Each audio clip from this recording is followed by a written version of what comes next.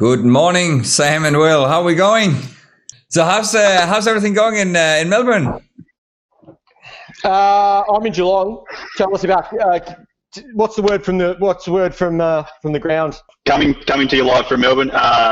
Look, it's not good. It's not good. We're not having a great time at the moment. We're in our sixth month of some kind of lockdown in some way, which is crazy. So we haven't been outside or playing or whatever playing together for a long time. But I don't know, just trying to be optimistic. Working on your cabin beard, dude. That's it, dude. I've got my COVID growth going. Fantastic. We've all got our COVID growths. Equal growth. Yep. Nice. Yeah, I was the same when we had it in Perth. Yeah, I had a beard, not as impressive as yours, but it was sort of. It's just one of the things. Like if you just have to stay indoor all day, it sort of gets a little bit sort of Groundhog Day almost. So it's really hard to sort of get yourself up and about and to do something. So you guys have you played at all? Jammed? Have you done anything for 6 months? No. Have we? We recorded some stuff. We recorded some stuff, and we've done some stuff virtually from our houses or whatever. We put some covers and stuff out over lockdown. Put a couple out, just each recording from our own place and putting it together. It's been good to do. Yeah, so I saw you did a what was it? Alanis Morissette cover. Yeah, that was good fun. It was. Maybe. Yeah, I went. I obviously got introduced to you guys a couple of weeks ago, and then when I was sort of starting to do the initial prep for the stream the other day, I started to load up some of the videos that you sent through, and I went on a little bit of a rabbit hole on your YouTube page because you've got a lot of really, really impressive music videos, and they're all very, very good songs. I'm pretty convinced we're the best band no one's ever heard of. Yeah. Yeah. Fair enough. Again, like they're really, really good tunes and very, very good videos. So how do you change that? How do you become a really, really good band that people can hear of? Dude, if I knew the answer to that, I would very gladly tell you. But have you got anything in the works? Have you got any ideas of way of sort of attacking that? I know right now you're in lockdown and stuff, but we've got an EP written that we're going to record as soon as we can. I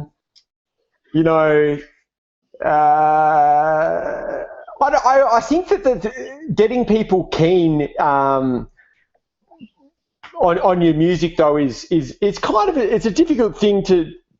I certainly haven't figured out how we hack the Spotify market, for example. I think it was we got a number of people really kind of like avidly keen on our music through just having our CD, like our first album, Punching Bag, their CD in their car and just being like it really grew on them kind of thing. And I think our approach has always been I think we've taken that kind of Tool, Led Zeppelin kind of approach, album-based approach, and have not really ever worked on churning out singles. And I think having an album that people can just churn through, put it on in their car and like get to know the songs and get to know us through that was a really good way. And I think we don't sell CDs at gigs anymore because people don't, do cars even have CD players anymore? I don't know.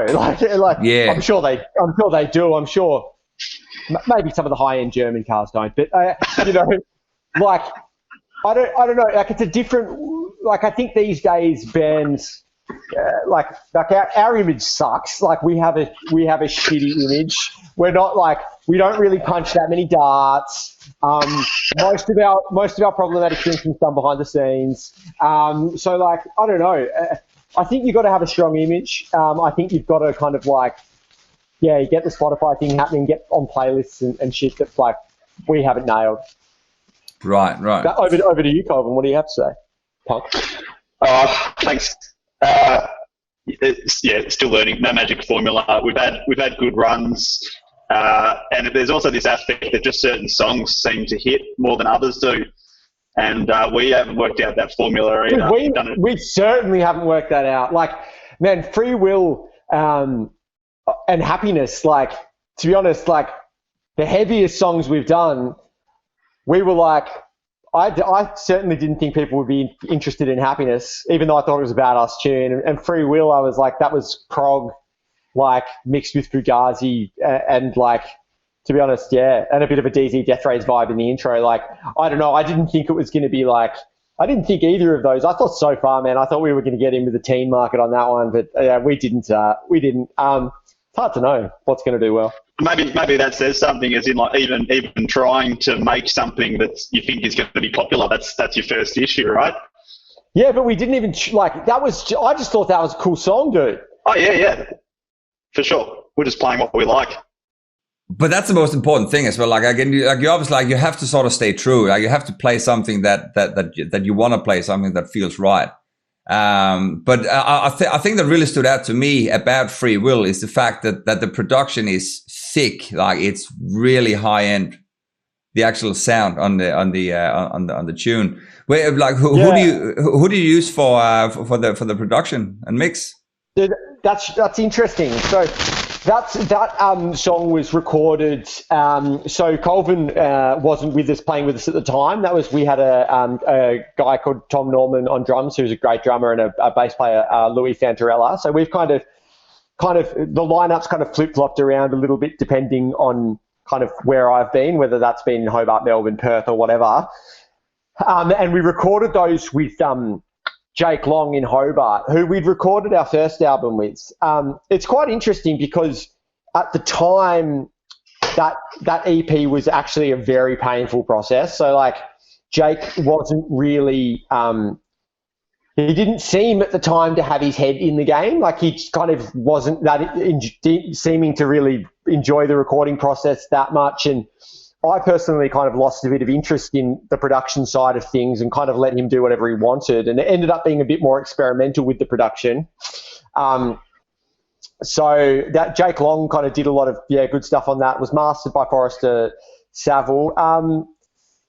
Nice. That song was a bit of a, I think it was good luck because we remixed it a fair bit. I remember initially it wasn't sounding great, and I think it just fell into something that worked. But I think that, honestly, I think that the thing that is the winning factor on that song is the fact that the instrumentation's just good. Like, I think that's something that like there's a nice breakdown between the guitar and the bass. So there's like only in the chorus are the guitar and bass ever doing anything at all similar. So, like, in the verse, the guitar is doing a pedal point thing, alternating between like a D and some notes in D natural minor, and the bass is kind of hammering its own pedal point thing. And then in the chorus, we kind of go to a riff that works pretty well as far as we were happy with it. And then, the bridge, guitar and bass, once again, pedal point, kind of doing something completely different. And then in the pre-chorus and then in the bridge, same thing again. So I think the thing that makes that song work is actually probably the drums, the guitar and bass are written well, I think, as much as the production. Like, I think, like when you talk to people who produce and mix rock music, they always talk about how hard it is to get a good sound because essentially all the instruments are so the waveform it's blocky, it's square. There's a lot of everything wants to take up a lot of space, and I think that with those songs, each instrument has its own space. Kind of like if you look back at bands bands that are not necessarily in our sound, though, like Modest Mouse do that. Like Chili Peppers did that on Californication really well. Gang of Four. Some of those bands who kind of don't just have a riff that's the same on guitar and bass is I think always going to sound pretty good. But is that something you sort of deliberately try and go for when you are writing songs? To have space for the different instruments? More so now, yeah, more so these days. So it doesn't so much apply to the last couple of tracks that we've written, but so this next EP, yeah, there's a couple of songs. Let me just have a little think. One song's kind of a bit more riff based. There's one that definitely alternates, kind of tries to give bass and guitar a bit more space. Yeah, it is definitely something that we try to do more, because to a certain extent, I think it's a bit of a wasted. Like obviously everything's got its own. Like a band like Rage Against the Machine and a lot of metal bands, like they obviously do the guitar and bass unison thing really well and it works. But I think to a certain extent, I used to not be so much into the broken up guitar and bass sound as I am now, and try to write that more. Right. Well, again, like whatever it is you've done, like it works extremely well for that song in particular. But it's interesting sort of to see, because you mentioned yourself that you've sort of been moving around a bit. I didn't actually know you've been to Perth, but I could see on your website that you sort of started from Tassie. When and how did the band start? So it's just, I guess it started out with, the idea was always that it was, in the beginning, it was James and I my brother and I, we planned on writing songs together, and then we thought, let's bring Colvin into the mix. And the band had the same name kind of applied to a different band before, like we were the different mate just kind of fucking around. But then James and I started working on some songs together, and then we brought Colvin into the fold and started doing things that way. And so early on, the band was kind of James and I kind of working on songs together.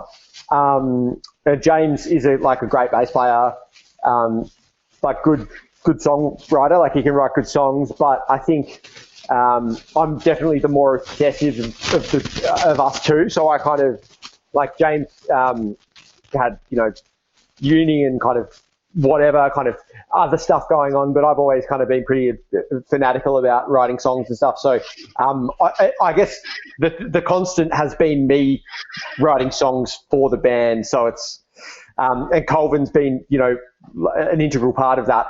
But James and I started writing songs, and then I kind of pushed on with it, and then that's kind of how it worked. And when Colvin moved to Melbourne, we tried to make the band work by distance for a while, and it wasn't quite working out. And I still had some songs, so I wanted to write and perform. So roped in some mates from Hobart to kind of keep it going. And then when I moved to Melbourne, it seemed like a good opportunity to kind of get Colvin back in on drums, and Jez kind of jumped in on bass. So it's kind of, I guess, as far as the origins of the band, it was James and I, and then I kind of started to run with kind of my song ideas, and then tried to be as collaborative as possible with, whoever's playing at the time, whether that's, it's Colvin, and previously was Tom Norman and Louis Fantarella a bit. I think, it's always a collaborative process, absolutely. And timeline wise, when did you start? Just to get it up to date, because you released quite a few songs when you're looking up on your Bandcamp and stuff. I think we started in earnest I would say in 2013. I would say that's when we actually really cracked on with things. So I think we might have had a few jams in 2012. So we've kind of been having a crack for seven years, broken up by a year off in Perth. And I feel like a year off when you're an unknown band is like it's like a decade off for like bloody, I don't know, the Strokes or something. It's a very, very tricky process. And again, like I've been talking to quite a few upcoming bands over the last couple of months, and it seems like the whole struggle of sort of getting your name out there and sort of trying to focus on the online side of things is sort of seems to be the biggest obstacle. But it does. I mean, all your pages looks sort of pretty up to date. Like your Bandcamp again, you got a really sort of schmick design there as well. I'll just try and bring that up here so we can have a look at it.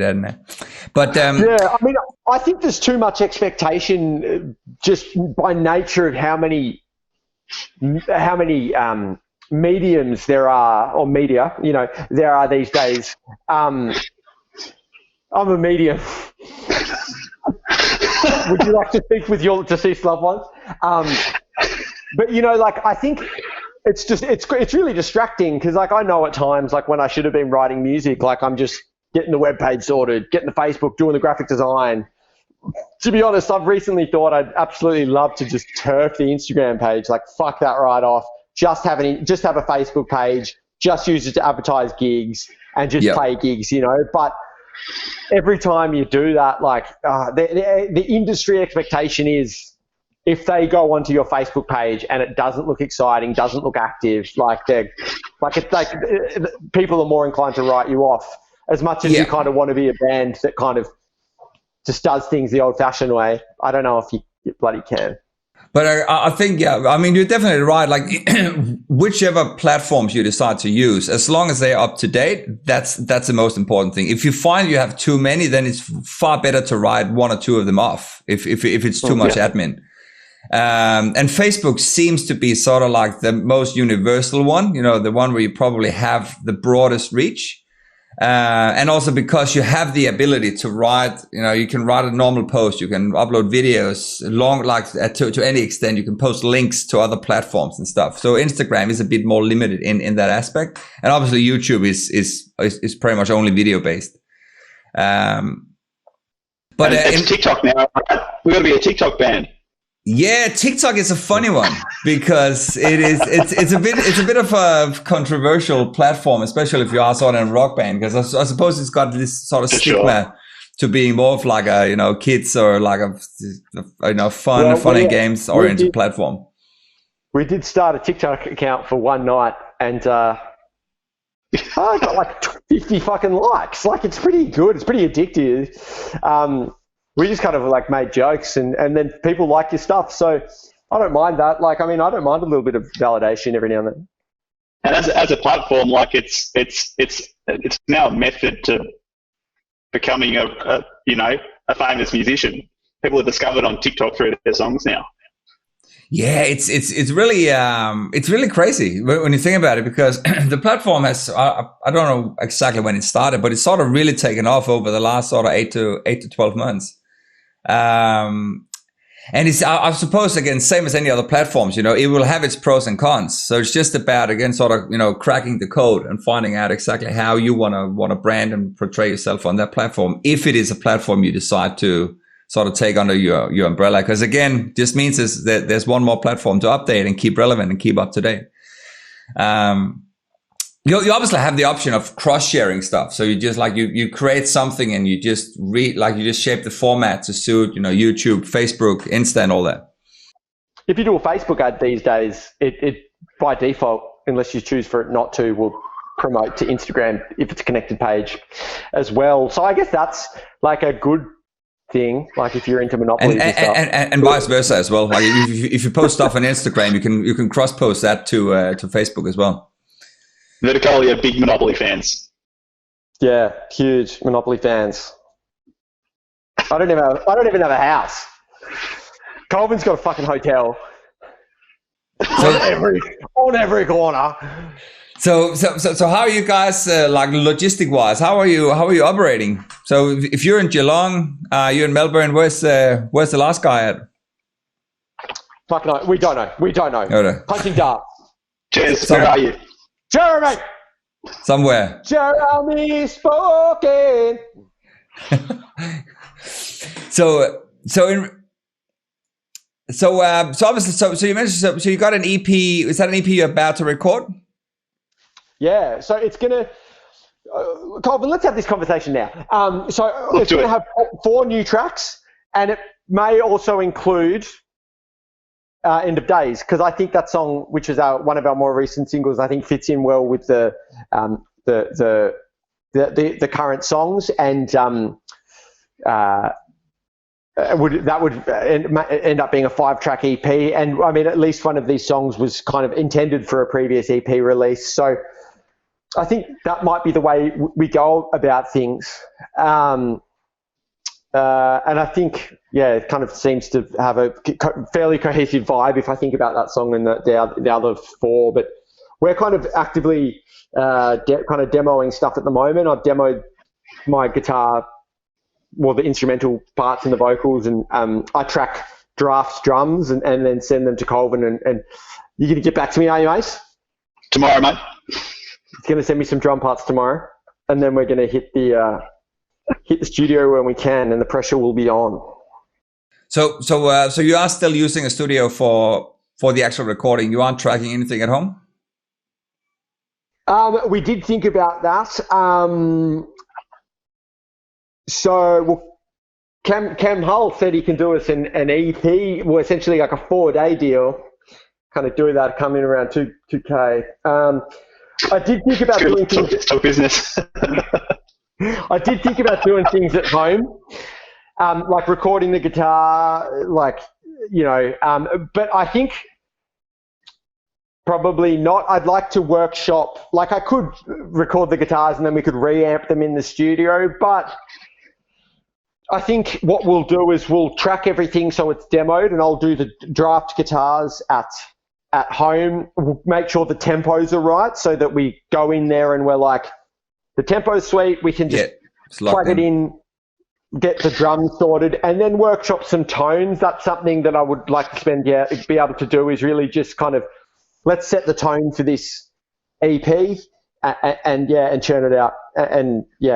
Like I've got a nice rack of instruments, watching some 30 Rock there. See in the corner there? Interesting. 30 Rock has the humour. Welcome to 30 Rock Chat with Verticoli. But those instruments, hopefully I want to use at least in this one as well. So like the Strat and the Telly and just get some different tones going, but also like have a cohesive tone, for the EP. And that's a big part of the studio time is getting that experimentation and that producer input as well. I think we we're always keen to hear what, especially with someone, so Cam is a dude we've been with the last couple of singles, is a dude who really gets what we're trying to do, is always going to bring something to the table that we haven't thought about. Well, he better. Yeah. So, but by the time you go in there, have you got sort of a rough idea or a good idea of how you want the final result to sound? Yes, absolutely. But also happy. So I was talking with my brother about this because with James, our original bass player, I will send him stuff. Just for a bit of reassurance that it's not totally shithouse, but also just to see what he thinks could be improved. And like the other day, he was kind of saying, "Oh, this bass tone's like pretty heavy. Like it sounds like there's potential for a song there, but like I'm just not sure exactly." But I like this one. So he's like, the bass tone's too aggressive. Like I'm just not sure what you're going for. Like when I'm demoing the songs, I think I'm hearing what I want to hear. So I think that's a good thing about, I think that's why a producer is important really, is because you are kind of going to hear what you want to hear. I think it's like when you like when I'm talking now, like I don't think I sound like a massive twat, but I know that when I listen back, I will wish I'd sounded a bit better. That's kind of like, I think what a producer is like, Sam, like stop talking so forced, like you're going to go hoarse, like just speak a bit more quietly and just slower. Like that's what I think producers are good for. And what about the whole EP album single discussion? Have you got a preference to that? Because you've done it all. Like you've got singles out, you've done an album. Yeah, probably. I don't think singles are our. I don't think singles are our forte. I don't think that's what we do. I don't think I've, besides so far, I've never kind of written a song that I've gone like, I think I want this to be heard alone as a standalone thing. Like I think every time, once you get everything laid out in its order on the album, it kind of, or the EP. I think it kind of like it gives more space and room for interpretation and room for becoming familiar with what we're doing. So like I think if you're writing, like I'm not really interested in writing things to be a single. Like I always think, like every song that we work on, I try to think of that as being like the best version of that idea that I'm going for at that time. But like, it's not like, some, like with some acts, you'll have like 9 or 10 songs on an album, and then each song is like quite kind of similar, but one of them nails it. Whereas I think that what we try to do is kind of just try to do something distinctly different for each track. But I do think we do end up, the more we record and write, have similar kind of like, currents kind of running through each song that kind of like create a more cohesive vibe potentially. Mm-hmm. Yeah, well, I think with the last couple that we did were singles, and they're good songs, but we got stuck in this headspace of like, you just need that one tune that gets picked up, or what if Triple J liked this one? And as soon as you get into that kind of thinking about like, this is it, this will do it. Like, it just sets us up for not being ourselves and not and like it's not conducive to like good writing and no. The thing.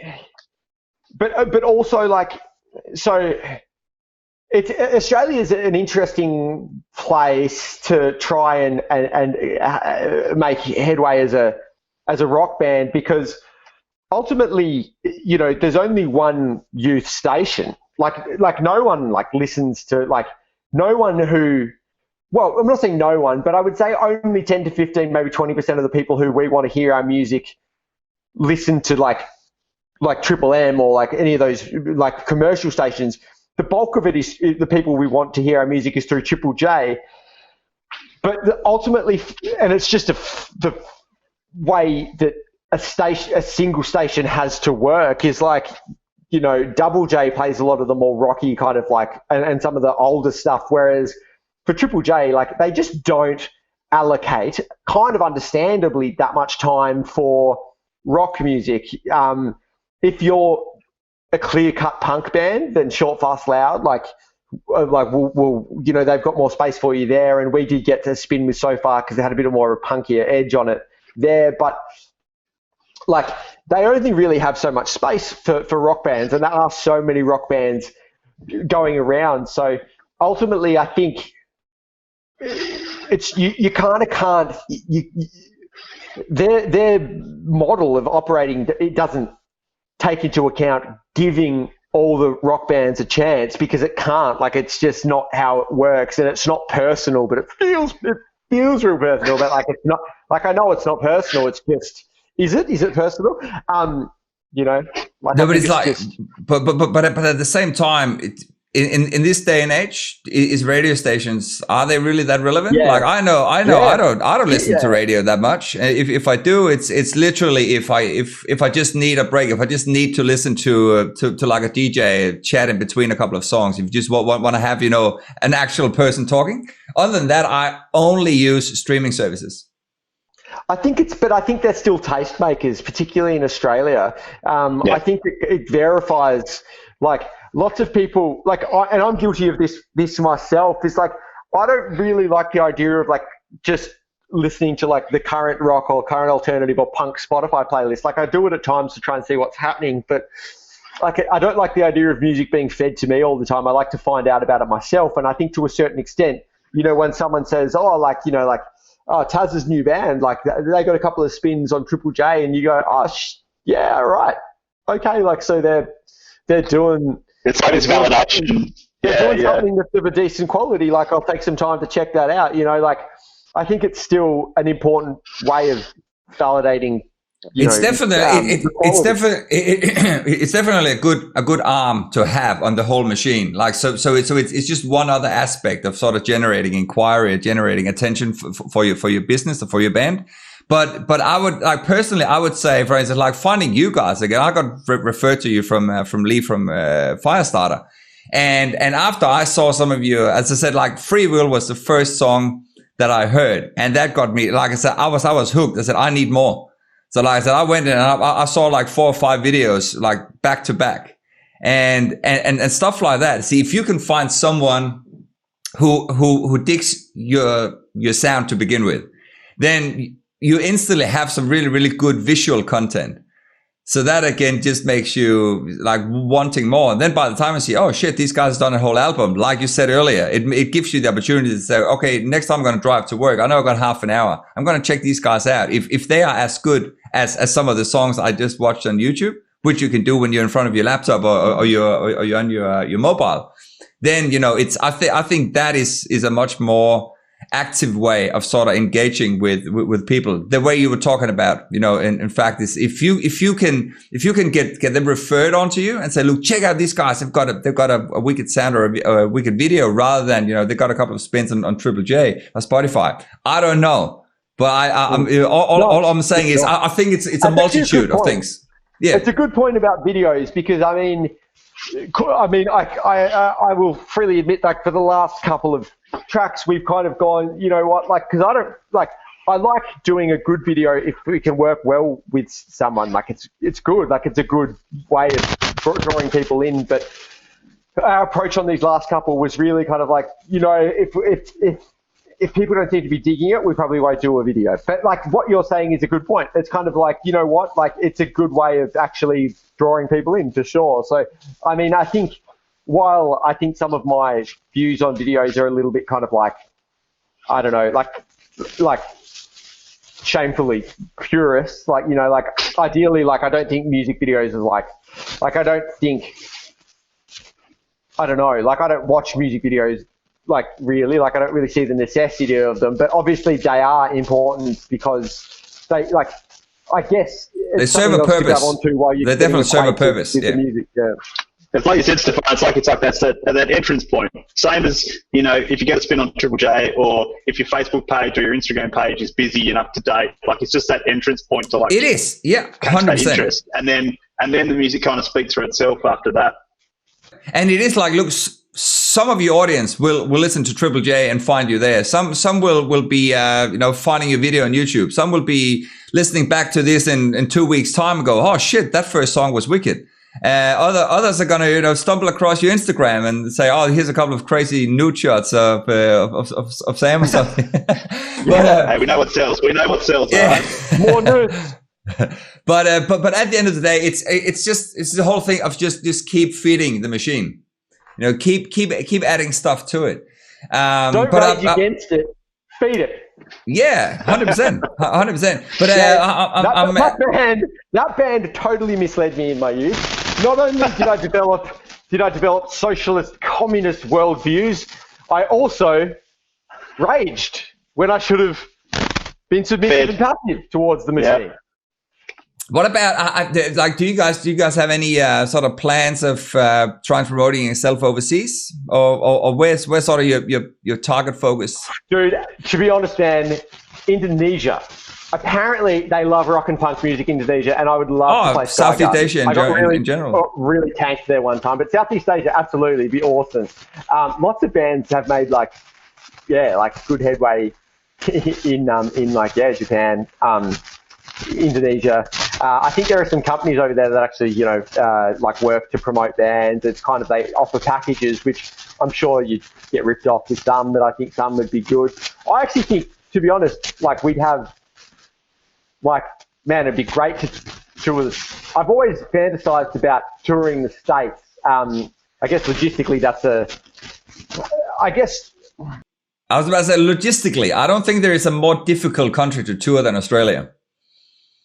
I think that's end of discussion. You're so distant, so remotely. The country is so big and there's no people here. So if you go to the States, or if you go to Europe, everything is literally next door. So you could cover a much bigger distance and play a lot more gigs in no time. Yeah, I mean, that's something I've always thought that, you know, if we just had, and it's always that thing is like, what's your threshold for doing it? Because I think that, you know, the way our like, you know, the way our band is at the moment, I'm not sure I'd want to take that punt right now. But it's like, what is the threshold that you kind of go, you know what, let's go over to the States and let's do a run over there. But some bands, you know, like AC/DC were bigger in the States before than they were in Australia for a long time. And people like kind of forget that about AC/DC, because AC/DC for many people has always been a huge band. Like not many people who aren't like 70 would remember like AC/DC coming up, but like they had to tour like relentlessly in the States, and like their first 4 albums I don't think did that well at all, you know, really. But they just toured until like it's kind of like you just people know you. But you also, but you hear that a lot from bands back in that time. But that's again, as romantic as it sounds, you know, of how everything was operating back then. It's a completely different ecosystem today, and the opportunities to sort of break it overseas, if you are if you sort of if that's what you want, is, in my opinion, is a lot easier, because you have the opportunity to promote yourself online from any place in the world. That's true. So really, so just for argument's sake, say touring the States is on the bucket list. It's something you definitely would like to do. There's technically nothing stopping you from. In fact, you probably have a better chance of doing some online promotion in this current time if you're sitting at home in your boxes anyway. Then, you know, if you have to go out and well, there you go. Put pants on. So basically, that again would then, it would come down to, again, to sort of work out a strategy, finding a really good audience. Like who would appreciate your music in the States? It's a certain states, it's a certain people that would listen to certain bands in America. That's a scary idea, man. Have you ever thought about the idea that maybe you wouldn't even like your fans? Like, that's a scary concept of like, who do you plug yourself to, you know? Like, but I mean, I think, where's good in the States for, someone told me Portland's super good for rock music. Like, you know, look, there's California's obviously good. There's 350 million people there. So some of them would appreciate your music. That's it. Well, that's I guess that's it, you know, like, and like to make like kind of, I guess, relevant but concerning comparison. It's like, obviously in the United States there are like so many busted conspiracy theorists, so many people with busted worldviews, but they might also like our music.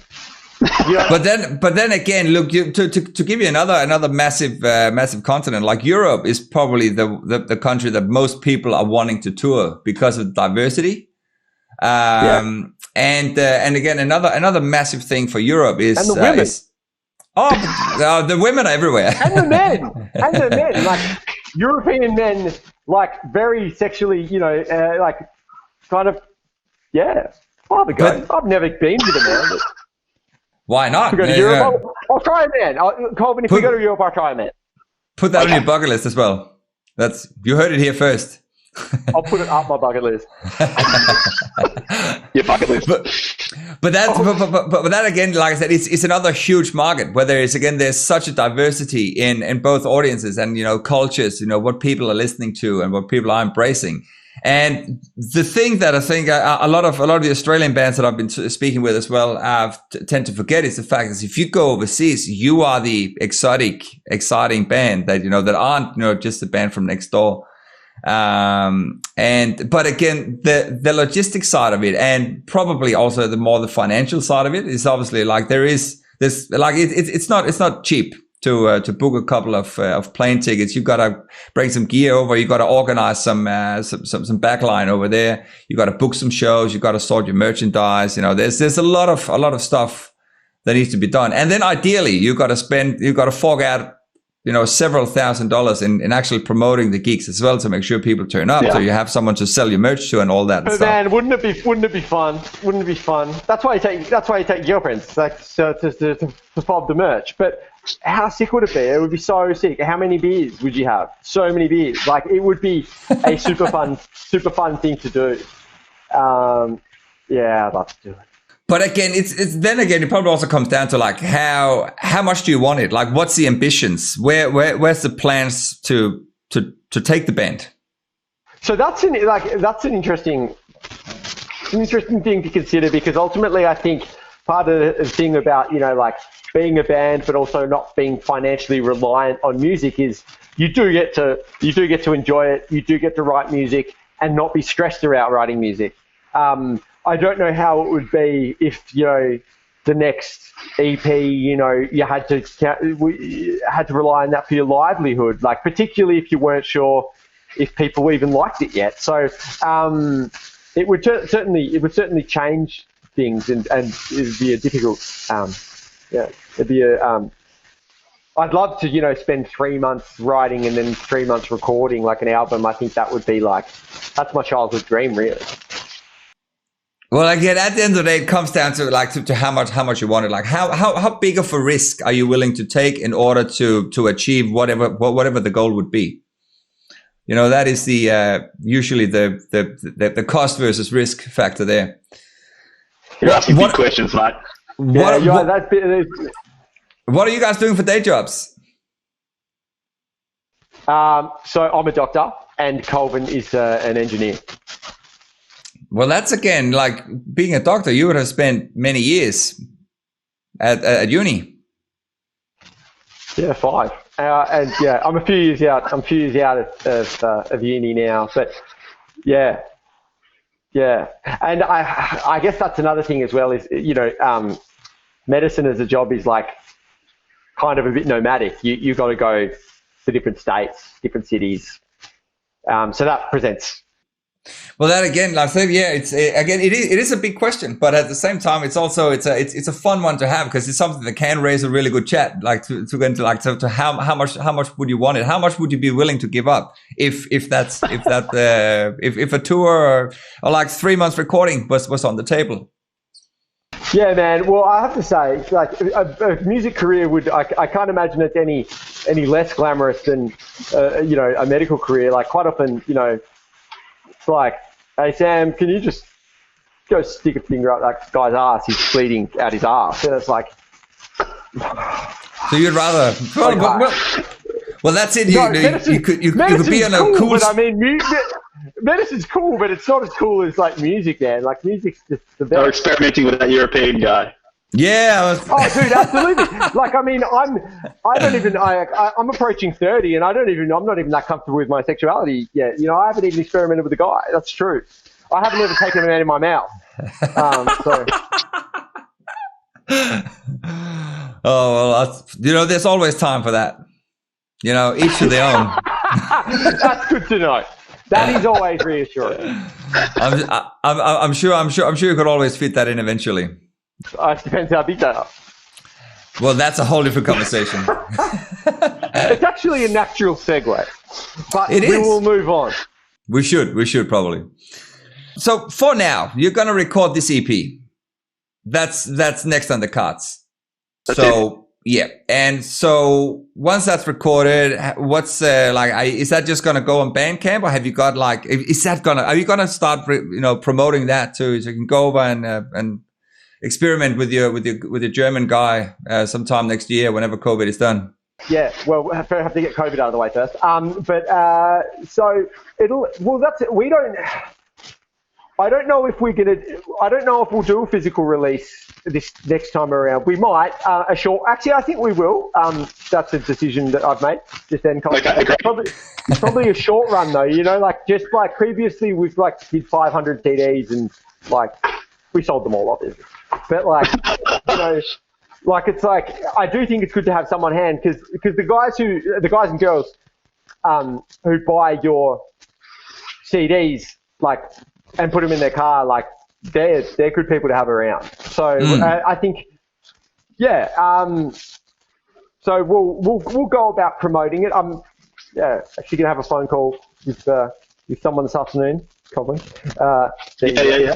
Just seeing what our options are. Yeah. Yep, for sure. I think the goal is always gigs as well, and it's hard to talk about it at the moment when.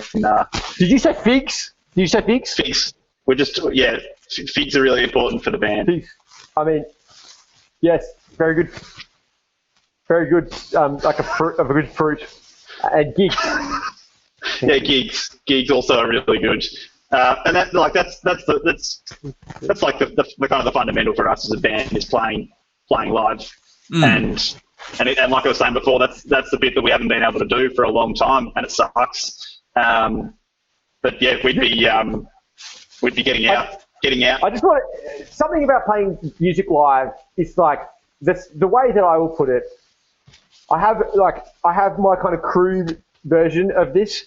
I'm going to initially go with the kind of more acceptable G-rated version though, but it's like I feel like playing a live gig is ultimately kind of like it's a nice liberating experience in the sense that to me it feels like you're kind of like putting all your inside bits, put them out there, and like it's kind of like this is me, take it or leave it, and that's kind of like I honestly like, and I'm saying that as a joke, but I do feel like that way. It's like kind of liberating because it's like, you know, I feel like most of the time you're kind of like you go to work, whatever, you're kind of like brave face. It's like, yes, I do respect you. I do give a fuck about like what you're talking about, but I don't. Like it's like when you get up and play music, it's like, you don't have to do that. You do care about it, absolutely, 100%. You just hook in and do it, and it's kind of like swinging your dick around. It's sick, and then you come off and you're like, that was great. You all saw my dick, and I'm cool with that. But so in regards to gig, like whereabouts are you guys normally playing? Have you been playing predominantly around Victoria? Man, these Victorian motherfuckers are a real pain in the ass when it comes to booking gigs. So when we were from Hobart, we would be like, hello, it's me, Verticoli. We're coming from Hobart. And they'd be like, oh, cool, they get played on Triple J. They've come from Hobart. Like, yeah, we'll book them. And now they're like, oh, you're from Melbourne? We haven't heard of you. Can you bring 150 people in? It's like, you joking? No? Like, of course, we can't bring 10. Like, and then they're like, is that really a requirement? Yeah, to like, book well, we gigs? don't want you playing here until then. How many can you guarantee? And then so we get Brad to do it, like our booking guy who I haven't heard from in a long time. Brad, if you're listening. Brad. Where are you, Brad? So then it's like, and then we get Brad to do it because it's like, Brad, then you can talk us up so I don't have to say that we're going to bring people in that we probably won't bring in. You know, and so it's kind of like, I don't know, it's like the transition from like when we were in Hobart and Tasmanian band, it was like, oh yeah, we're like, take a punt on us, we're from Hobart, like, and then they're like, oh cool. And when you kind of, then all of a sudden come from Melbourne, it's like, you say you're good, but like, why then do we not know about you? And it's like, well, it's not very nice. You know, I've just come here, I'm a new kid in school. No one's even offered to show me around, you know, like that's kind of the tough deal. Yeah, right. Like starting in Hobart for however many years it was, 3 or 4 years, like the scene is so like nurturing, and you're mates with all the other bands, and whoever's gig it is, you all go to theirs and they all come to yours, and we were like we were like not big dogs, but we were big-ish dogs, you know. And then we come over here, Ace Racing and the Ghost startup, they're the biggest dogs. And no one even cares about us anymore. We're not even the like beloved Hobart Suns. They are. Nah, they are beloved too. But so like, because I'm just coming back to one of the first things you said. You know, the fact is that you're probably the best band that people haven't heard of. So I do feel that. Yeah, but look, I don't disagree at all, because like I said, it is really good music. So again, it's just annoying to hear that the local music scene is sort of that conservative. It's just, I mean, I think bigger cities are just like, it's just the fact that I think, like, if you're a bigger venue, if you've got a strong punk scene, there's not as much of a requirement to kind of give the main bar at the tote to like this band that you haven't heard of, like. But then it's kind of like you just have to work your way up from the bottom again, and that's what we were doing. But then COVID came and killed 900 million. But otherwise, like, could you reverse it? Could you try and argue and say maybe not worry too much about the local scene, especially at the moment where you obviously can't gig, and then maybe try and focus a bit more on the online presence and try and build your followers and people online? Just hit up some forums, hey. But I once did that. I went to this forum, this Reddit forum. I was like, "Hey, check out this cool band," and it got no upvotes. So. I think like that certainly in the period that we're in now, too, that's got to be the focus, right? Because in a Victorian sense, there's no, it's not about to happen that we can get back to playing gigs and selling teas and CDs on the side of the stage and flying around the country and playing. So, we've got to go back to TikToks to build our online presence.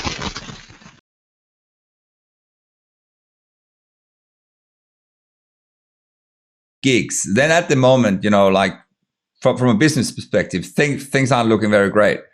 So that's why we were talking about before, sort of trying to diversify your avenues. So again, like you've got some really great shareable video content, like some very pro looking video content, especially Happiness, which we're going to finish with, is like super good. Like the actual production of that video it's like looks very, very high end. So why not try and maybe focus on that and try and get that sort of dumped to the right people, maybe in Indonesia or something, if that was something you thought could be an idea to maybe fly over to, because obviously logistics to fly to Southeast Asia compared to Europe or the States would be a lot cheaper and a lot easier. And I love Bali.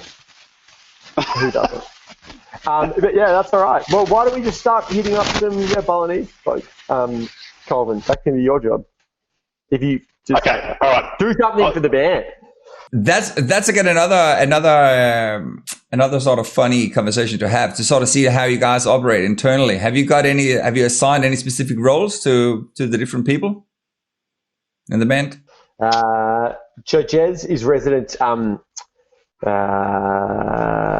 guy with piercings and tattoos on his penis, and Colvin is what are you, Colvin? No. Treasurer. Of no finances. Treasurer, yeah. He does the invoices, even though I've been doing them lately. And I guess I'm the fucking nagger. Like, I just nag you guys to, like, hit me back about my demos and track some drums. So you're the creative director, the music mastermind. That's right. We've just had a good conversation about sharing the responsibilities, especially in these COVID times, because everything's online. So it's a real the less you can get together. Yep. Yeah, I mean, yeah, absolutely. But I mean, that's another thing about successful bands. Everyone's frothing. Everyone's doing a bit. Everyone's spruiking. That's a thing. But that again comes back to the whole conversation about how much you want it. Because obviously, I want it bad. Because if you want it bad, then obviously it's you probably gotta put time in to make it happen instead of watching 30 Rock. Just putting it out there. Every minute you spend that you have available, if you put that into promoting that, learning stuff about pushing the band forward. That is ultimately what it comes down to. It's a whole thing. Have you guys seen Wayne's World? Garth does the. It's the whole. It's getting some truths. Well, it is though. Unfortunately, it's the same thing, about people who want to lose weight and they said, it's too hard. I'll just eat my pizza or eat my fast food. But it is just one of those things. It's again the same way. Grow up, Verticoli. Just grow up. Went through, but the thing is, and that's what's really cool to hear. Like you both have really sort of like long-winded education stuff. Like if you've spent years and years in uni to get your degree, you have put in that work already, and so you've obviously had that end goal in mind and have achieved it. So that's an interesting point. Like, if you were to push music, it's like, at least you've got that. Like, as in you know how to. At least you've got the building blocks to kind of get there. Yeah. My fear has always been if I were to pursue, as I always thought I would at school, is pursue music as a career. If I did that, I don't know what my life would look like in the sense of like what would my passion and hobby then be if my passion and hobby became my work and my, potentially a chore at times. So that's I guess it would be. Well, imagine if you had music as your main job, and then as you said before, you could go and stick fingers up someone's bottom as a hobby instead. For fun, yeah. What's the job then, eh? It's a very, very sort of different and very disjointed way of sort of looking at flipping things around there. But look, at the end of the day, look, it like obviously the more time you invest in something, the easier and closer that you can get to the goal, to the finish line. So that's probably my whole point about it. But look, I just really would love to see like bands like yourself who's got such a good product. Like out of a lot of the bands I've spoken with, you guys are certainly up there amongst some of the ones that has the most professionally sounding and looking music and videos. But again, it just comes down to how much you want to push it out. You know what I mean? Man, we need to get you calling us every week, being like, "What the fuck have you done this week? Yeah. What have you done?" You need to be our manager, dude. Pep talk the shit out of us. Oh, yeah. But that's it. Look, it's a lot easier. It's a lot easier to help bands that want it. You know what I mean? Because then they would actively, then it's the same as having a PT at the gym. He will push you and say, have you been doing your burpees and your push-ups this morning? I say, I haven't. I said, well, stop fucking eating that pizza and get onto it. Just been burping. Yeah. But, all right. If there's anyone out there who wants to manage us and whip us into shape, do it. Another question I've got to ask you here as well is in regard to the band name. What is Verticoli and where does that come from? It sounds Italian. It's actually it's my family's secret pasta recipe. So my family originally we came from Naples, and the Verticoli was a famous pasta sauce. Are you serious or? No. I didn't think so. It's from a movie. Anyone out there know the movie? But this is what happens when you let like 20-year-old, 19-year-old boys name bands and not think about consequences. Like we should have been called something cool like the Gods of War, or maybe you got one of the biggest rock bands in the world are called Foo Fighters. Like, is there anything cool about Foo Fighters? I think Dave Grohl even regretted calling the band that. Yeah, and there's nothing cool about lots of real famous band names. Obviously, Led Zeppelin's a super dope name, but the Rolling Stones, kind of a dumb name. The Beatles, kind of a dumb name. Pearl Jam, that's obviously about cum. How do I get away with that, honestly? Red Hot Chili Peppers, that's a bad name. That's a bad name. It's like a dad band. It's still got a good ring to it, though. No, but it does. True. But it sounds like it sounds like a cover band that plays down at the pub on a Friday night, and not even that good. Tonight's Verticoli. I mean, but there are some great band names.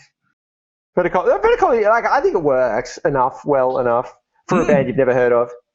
Well, sure. But the thing is, it would work well for a band you would hear of as well. So, because that's my whole point about, as you mentioned yourself, Rolling Stones, Beatles, Foo Fighters. Doesn't matter. They could have been called anything because they are the sort of the scale of band they are now. People don't really care because they connect to the music. That's all it is. Well, that's it. It's like connotation and denotation. Hey, it's what it connotates, and it connotates rockin' tunes. That's it, man. Wicked, man. Look, I would love to see more of you guys, and I'm really excited about that whole EP thing. When can we sort of expect to hear a final result? When are you gonna get this COVID vaccine sorted? Yeah. Oh, is that sort of what it's all relying on that? You can't start recording until lockdown is over. We can't hit the studio until at least I think the early September. Wait, that's now. That's now, yeah. I think early November. I think it's the earliest that we shit. can. Actually, 2 months. unless we Yeah. wanted to record in Geelong. I don't know. I can't leave, Sammy. What are the restrictions exactly? Like, what's it's the current limit? Have you got 2 weeks left as well? 2 weeks of the current restrictions, and then the next round is not much better. So in Melbourne, you have to stay within a 5K radius of your house. Shit! So you can't just it's fucking serious. It's there's curfews 8 p.m. You can't be out past 8 p.m. You can't meet with anyone outside of your house. So yeah, that's what I mean. Yeah, when I okay. say, like, Yeah, that kind of puts a stop to that. Legitimately, the rule is if you want to meet with someone outside of your house, you must procreate. If it's for sexual purposes, you have to have sex with them. That is the rule. And you asked me what my commitment is. It's not that. I'm not that committed to the band. Yeah. I've thought about it before, but fair enough. so look, it's really seriously, we'll get in the studio as soon as we can. I'm sure, like every other band, has probably got the same position as well. We'd be really hoping we'll be in there by the end of the year, so we'd be aiming to get something out. What you reckon, early next year, Sammy? Yeah. We can even get I reckon what we'll do is we'll even get the album. The album art sorted, the release plan sorted, like even before we're in there, just get it ready so it's kind of like, boom. And start pushing your stuff out to Indonesia. That's it. Yeah, dude, absolutely. Absolutely, dude, absolutely. Awesome, man. Well, look, just before we wrap it up here, can you just let us know where people should head over if they want to sort of check out your stuff? Because you've got a lot of social accounts. So you're even one of the only bands I've seen that actually got a Twitter account as well. Is that active? Are you using Twitter? Sometimes I try and speak with notable politicians through it, and they never get back to me.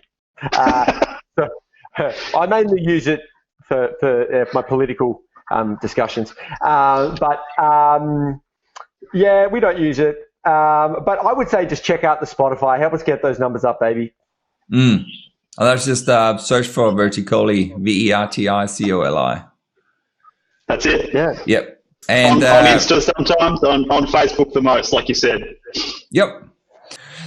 Look, before we wrap it up, we're gonna finish off on happiness, which is probably the most impressive video that I've seen. I really like the one too where you were sort of smashing up all the gnomes as well, all the garden gnomes. Yeah, that's a good one. Yeah.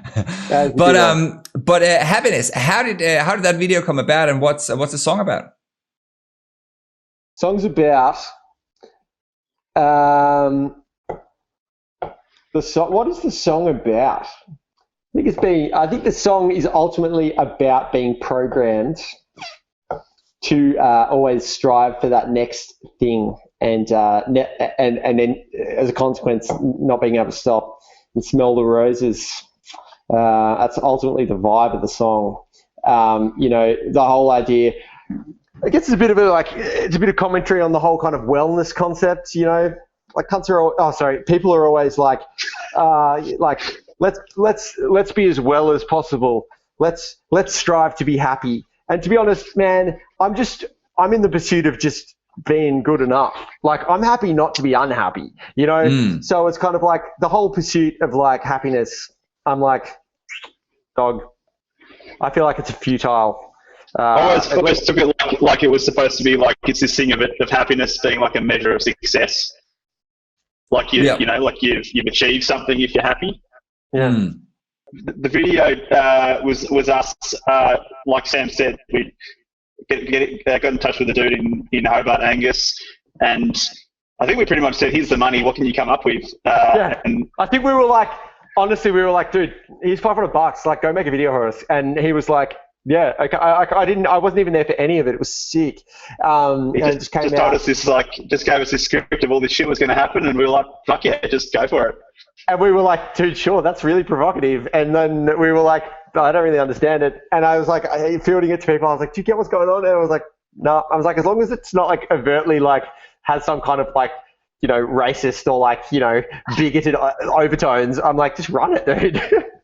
Yeah, now look, it's a super impressive video, man. So whatever. So was this video made 100% remotely? Like you guys weren't involved at all? Were we? I think I helped grab some bizzo, like find some stuff. But I didn't want to be. I think I didn't want to be in it. I think I just didn't want the band to be in it because the band had been in the other videos or something like that. That was the thinking at the time. I think I was just like, I just don't want the band to be in it. I want it to be a standalone, interesting concept, kind of like you said, just to see if people would just gravitate towards the video. And like they did. I think it's got it doesn't have bulk views, but it's got modest, like it's got 5,000 views or some shit, I think. No, let's stick an arrow mugged in there. Let's make that 15,000 by the end of the day. Let's by the end of the month, by the end of the year. As long as you keep pushing it, that's it. All right, we keep pushing it. Fantastic, guys! Thanks so much for your time, and please keep me in the loop on new releases. Flick them through to me. I'd love to check it out and help sharing it. Awesome, dude. Thanks, dude. Give us a call and knock us around a bit if we're not performing. Knock us up, dude. I'll give you an update in a couple of days just to see how things are going. Yeah. Thanks, man. Excellent, man. Have an awesome weekend ahead, and I'll chat to you soon, guys. Bye. See ya. See ya.